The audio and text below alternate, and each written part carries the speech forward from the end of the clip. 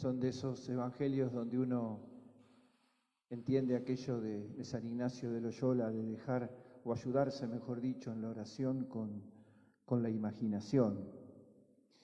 Jesús recorriendo la Galilea, la tierra más golpeada, más pobre de su Israel.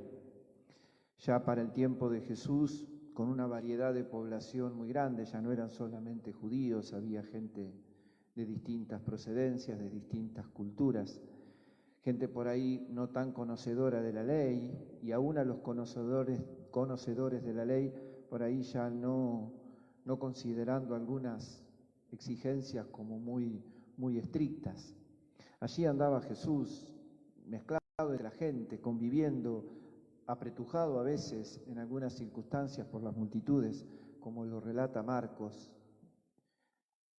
Esto seguramente ha sucedido en Cafarnaúm. Esta situación así de mayor, no sé si la palabra es libertad, pero sí de no tanto rigorismo, permitía que la gente se diera permisos, por ejemplo, que no vaya y se postre ante Jesús, sabiendo que después, obviamente, y más en el tiempo que fueron escritos los evangelios, ya los cristianos no podían entrar a las sinagogas. O el caso de Jairo lo hace a partir de una necesidad muy profunda, ¿no? Su hija se está muriendo. Y entonces empieza Marcos a relatar toda un derroche de gestos de parte de Jesús, que por un lado nos permiten confirmar nuestra fe en que Jesús es el Hijo de Dios hecho hombre, verdaderamente hombre, plenamente hombre, y entenderlo a partir de lo que sale de su corazón y de lo que genera en la gente. El corazón de Jesús lo hemos venido rezando, celebrando y hablando durante todo el mes. Nos quedan unos días todavía para poder seguir contemplando cosas como estas. El corazón de Jesús tiene una capacidad de atención, de comprensión, de abrazo de la vida de los hombres que realmente es extraordinaria, es la plenitud de lo humano en serio. Cuando Dios creó al ser humano, lo creó capaz de esto. El pecado nos empobreció tremendamente y Jesús, que no tiene pecado, Jesús, que es Dios, expresa plenamente aquello que Dios ha soñado para el hombre.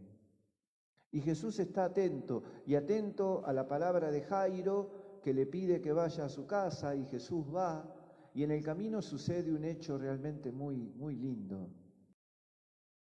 La mujer que se acerca a Jesús tenía una enfermedad que según la ley era impura. Y cuando alguien en el pueblo de Israel tenía una enfermedad que llevaba consigo una impureza, no podía tocar a nadie porque al tocarlo le contagiaba la impureza. Esta mujer se manda entre la multitud, seguramente ha tocado a más de uno para poder llegar, y cuando llega a Jesús lo toca. Y uno podría pensar, ¿hay maldad en la mujer? ¿O realmente el alcance de la ley era exagerado para decir que una persona, porque estaba enferma, tenía una impureza que era capaz de hacerle daño a los demás? La mujer lo toca a Jesús y de Jesús sale un poder que es indudablemente el poder de la gracia, que es indudablemente el poder de la vida, que es indudablemente el poder del amor y que sana a la mujer. Por eso la mujer se esconde, por eso la mujer, cuando Jesús empieza a mirar alrededor y hace esa pregunta que le causa sorpresa a los discípulos, ¿no? Dice, ¿quién me tocó? Y le dicen, te están apretando por todos lados y preguntás quién te tocó. La mujer se esconde porque sabe que hizo algo legalmente prohibido. Pero no se va a ganar un reto de Jesús, sino una felicitación. La fe te salvó. Andá y quedá curada de tu enfermedad. Jesús se hace cercano, Jesús es compasivo, Jesús viene a compartir la condición humana en todo menos en el pecado. Como nadie va a comprender el dolor de quien sufre. Y entonces, atendiendo al pedido de Jairo, curando a esta mujer, se acerca a la casa de Jairo y cuando se va acercando vienen los amigos de Jairo y le dicen, no lo molestes más al maestro porque tu hija ya murió. La muerte es lo definitivo. Con la muerte se termina todo. El maestro es muy bueno, si está enfermo te la va a curar, pero el maestro frente a la muerte no puede, no lo molestes. Y Jesús, como si no hubiera escuchado nada, le dice, vamos, basta que creas. Tu hija no murió, basta con que creas, Jairo. Y cuando llega a la casa, casi como una continuación del dicho de los amigos, quienes están en la casa lloran, gritan, y cuando Jesús dice, la nena duerme, se le ríen. Se le ríen. No entra en la mente humana que haya algo más fuerte que la muerte. No entra en la mente humana que haya algo más poderoso que la muerte. Jesús entra con Pedro, Santiago, Juan, los mismos con los que se transfiguró, los mismos que lo acompañan a Jesús la noche del huerto.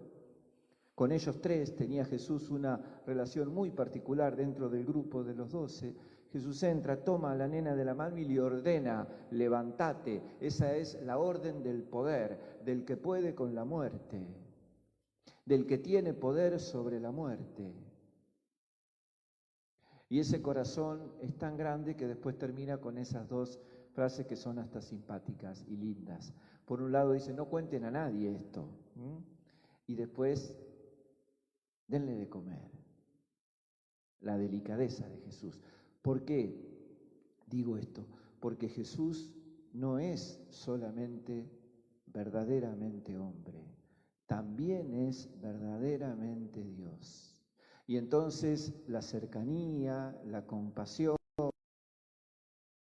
son maravillosas, propias de alguien creado por Dios o del mismísimo Dios hecho hombre que las realiza permanentemente en nosotros. Además de eso, Jesús es capaz de transformar esa situación de dolor que sufre el hombre. Jesús sana a los enfermos, perdona a los pecadores, resucita a los muertos. Es una transformación de su poder, pero es una transformación además que nos conduce constantemente hacia Dios. Todo lo que no es de Dios es lo que provoca el sufrimiento, el dolor y la muerte. Lo dice el libro de la sabiduría. Lo de Dios es que el hombre viva y que viva en la mayor plenitud posible. Entonces Jesús es cercano, Jesús es compasivo, pero no lo hace para... Si hay alguien tirado, Jesús no se tira al lado para ser dos tirados, sino que tiene un poder transformador. Entonces cuando nosotros contemplamos a Jesús, vemos este evangelio, lo vemos a Jesús caminando entre su gente, atendiendo a esta mujer, atendiendo la necesidad de Jairo, devolviéndole a su hija la vida, nos tenemos que preguntar, ¿y nosotros qué? Nosotros podemos generar en nuestros corazones los sentimientos de Jesús, somos capaces de la cercanía, somos capaces de la compasión con el que sufre y somos capaces de transformar.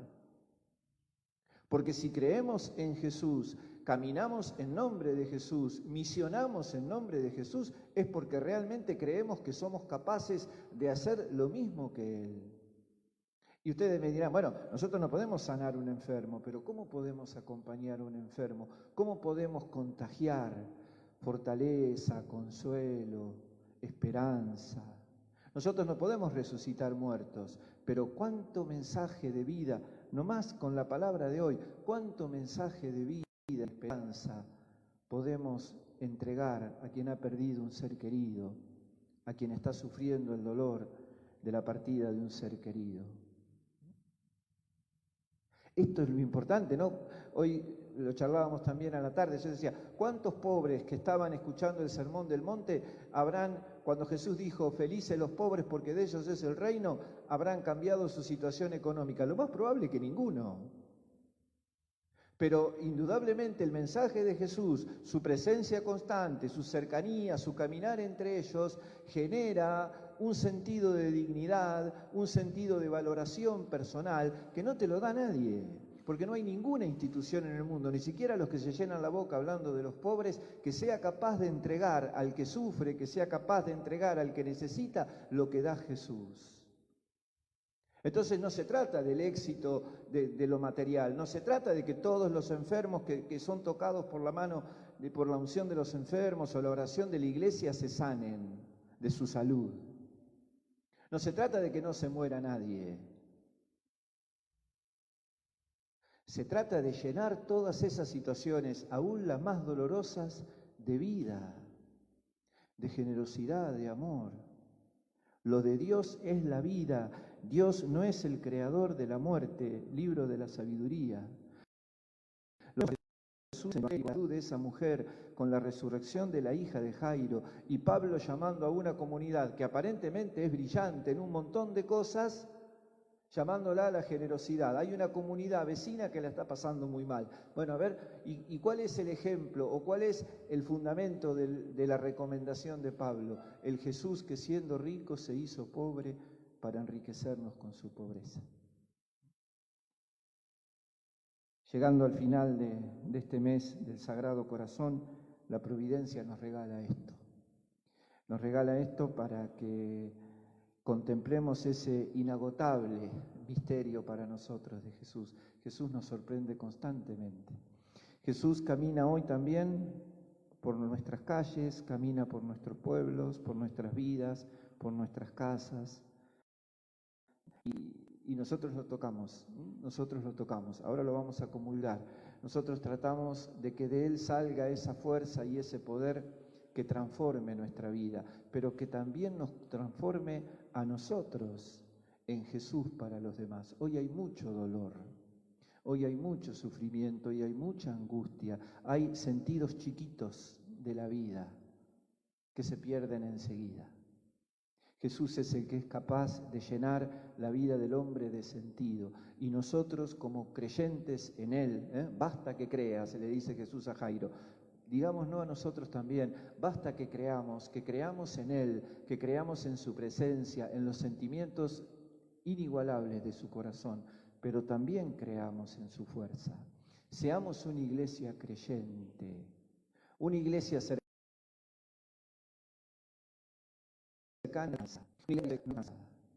Tenemos que ser una iglesia capaz de transformar como transforma Jesús, servidores del poder amoroso y transformador de Jesús en nuestros servicios, en catequesis, en cáritas, los jóvenes, los ministros de la iglesia, lo que sea. Todos tener esa fe en Jesús que nos haga capaces de transformar en alegría y en esperanza, como rezaba el Salmo, el dolor de nuestros hermanos. No recemos el credo.